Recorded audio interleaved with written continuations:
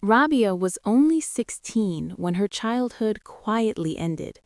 She still loved the smell of new books, the calm moments after prayer, and the dreams she whispered to Allah late at night.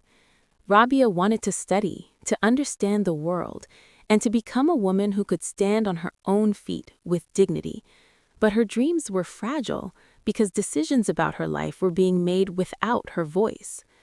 In Rabia's village, people believed that marrying a girl early was protection. They said it was honor. They said it was tradition.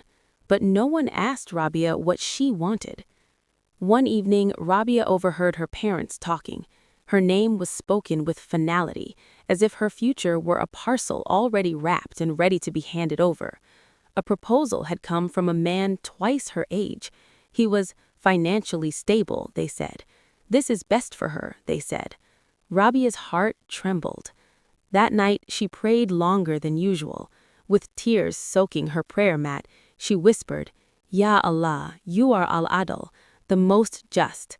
You know what is in my heart." Islam had always been her comfort. She knew that Islam honors consent, dignity, and mercy. She had learned that the Prophet, peace be upon him, never forced marriage upon anyone. She had learned that silence is not consent, and fear is not approval. But culture had become louder than faith. When Rabia tried to speak, her voice was dismissed. "You are too young to understand," they told her. "This is how it has always been," they said. No one noticed how Rabia stopped smiling.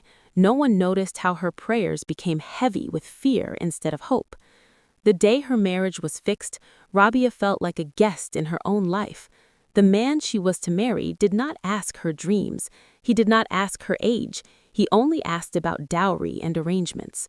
Rabia sat silently, her hands shaking, her heart screaming. Islam teaches that marriage is a nikah, a sacred contract built on mutual agreement, compassion, and responsibility. Yet Rabia's nikah was being treated like a transaction. On the night before the wedding, Rabia opened the Quran and her eyes fell upon a verse reminding her that Allah does not burden a soul beyond what it can bear. For the first time, she felt courage rise within her fear. The next morning, when the nikah Kawan asked for her consent, Rabia spoke. Her voice was soft, but it was firm. No. The room froze. Some called her disobedient. Some called her ungrateful. But Rabia remembered that standing against injustice is not rebellion, it is courage. Her refusal shook the elders. Her parents were ashamed at first, angry even, but slowly truth began to surface. An imam from the nearby mosque explained gently that forced marriage is not Islamic.